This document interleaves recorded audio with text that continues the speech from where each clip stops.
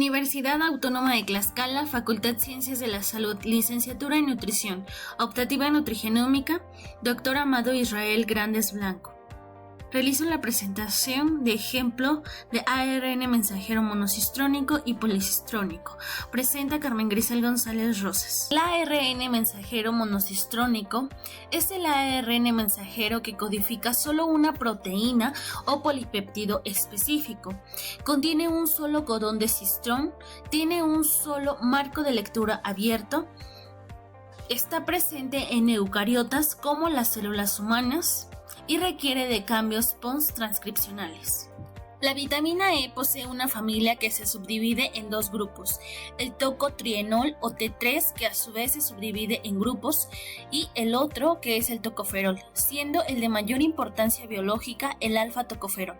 De esta manera tenemos la estructura de alfa-tocoferol, que consta de un anillo cromanol, de una cadena hidrocarbonada que posee varios grupos metilos y un grupo hidroxilo, que va a ser el protagonista en su función antioxidante. La vitamina E se encuentra presente en alimentos como aceite, semillas de girasol, almendras, huevo, aguacate, espinacas. También esta entra en el organismo en forma de éster hasta la primer parte del intestino delgado, donde va a hidrolizarse en el intestino y ser absorbida en presencia de sales biliares por la mucosa intestinal. Luego continúa el resto de su trayecto a través del intestino delgado y grueso, para finalmente distribuirse en el sistema linfático, el 35%. El 65% restante se excreta a la bilis, las heces y la orina. La vitamina E tiene funciones no antioxidantes relacionadas con la señalización celular y la expresión de genes, en su forma alfa-tocoferol y su papel más destacado en expresión génica. Se asocia con la capacidad que tiene de disminuir la disponibilidad y los efectos deleteros del factor nuclear, potencializador de las cadenas ligueras, capa de las células beta activadas. Este factor, que normalmente se encuentra en el citosol de la célula, está formado por dos unidades, el factor nuclear propiamente dicho y un factor inhibidor, el cual se mantiene unido a este complejo que aparece en el inferior de la diapositiva. Cuando la célula está sometida a situaciones de estrés oxidativo por sobreproducción de sustancias reactivas del oxígeno, por lipoproteínas de baja densidad oxidadas o por incremento en producciones de citocinas, aumenta la producción de la proteína sinasa C, que fosforila a este inhibidor. Esta fosforilación permite la disociación del complejo y la liberación. Una vez que este es liberado, el factor nuclear trasloca al núcleo e interactúa con el elemento de respuesta. Cuando esta unión ocurre, estimula la expresión de moléculas de adhesión, dando lugar a la proteína quimiotáctica de monocitos y a su vez la alteración de la función inmunológica como factor estimulante de colonias.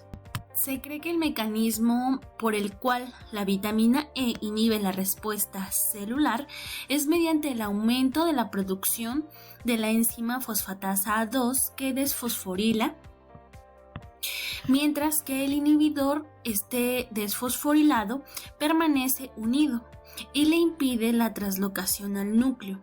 Por lo tanto, se interrumpe la respuesta inflamatoria.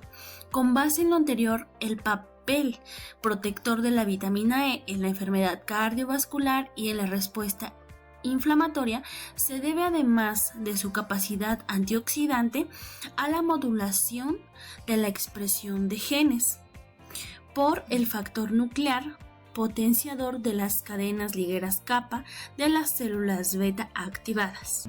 De otra parte, se ha encontrado que la vitamina E entra al núcleo y se une al factor de transcripción que requiere de alfa-tocoferol para inducir a la transcripción de genes con elemento respuesta a los antioxidantes.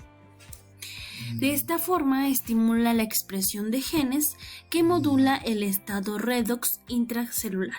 Entre los genes que modula esta vitamina se encuentra el de la proteína de transferencia de alfa-tocoferol, que transfiere al alfa-tocoferol desde el kilomicrón remanente hacia las VLDL, nacientes en el hígado, para su posterior distribución en los tejidos extrahepáticos, por ejemplo el del procolágeno 1. Cabe señalar que el polipéptido aminoterminal de procolágeno 1 es un marcador importante de información ósea que se altera en afecciones óseas, tales como la osteoporosis. La intervención del alfa-tocoferol en la expresión de estos genes explica el papel importante protector que tiene en el sistema cardiovascular, pues incrementa la relajación del endotelio, limpia la célula de sustancias oxidativas, lo que impide la formación de células espumosas y disminuye la producción de prostaglandinas y evita por tanto la adhesión. Con el ARN mensajero policistrónico. Es el ARN mensajero que codifica 2 o más proteínas, contiene muchos codones de cistrones, tiene múltiples marcos de lectura abiertos, está presente principalmente en procariotas como bacterias y no requiere de cambios post-transcripcionales. Este proceso se lleva a cabo en 3 fases. La primera es la iniciación, que comienza cuando el factor sigma reconoce un sitio específico del ADN, al cual se llama caja Tata, siempre en la hebra molde de ADN con dirección 3' a 5'. La enzima ARN polimerasa actúa sobre la hebra molde. El factor sigma identifica la caja Tata, a la cual se llama región promotora. Una vez que la ARN polimerasa es autoiniciadora y tiene actividad de helicasa, permite la apertura de la doble hélice. El siguiente paso es la elongación. Es sabido que el ARN polimerasa solo realiza la lectura de una sola cadena, que es la cadena de dirección de 3' a 5'.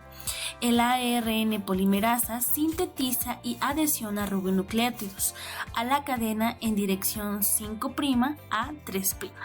Y esto se debe al antiparalelismo del ADN, que posee 2 cadenas paralelas, pero en sentido opuesto, lo que une una hebra codificadora, que es donde sucede la transcripción, y otra llamada estabilizadora, que no es transcrita.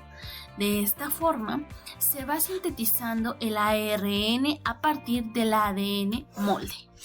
La regulación transcripcional en procariotas está dirigida por operones, que están agrupados en un determinado lugar del cromosoma que se utiliza en determinada vía metabólica.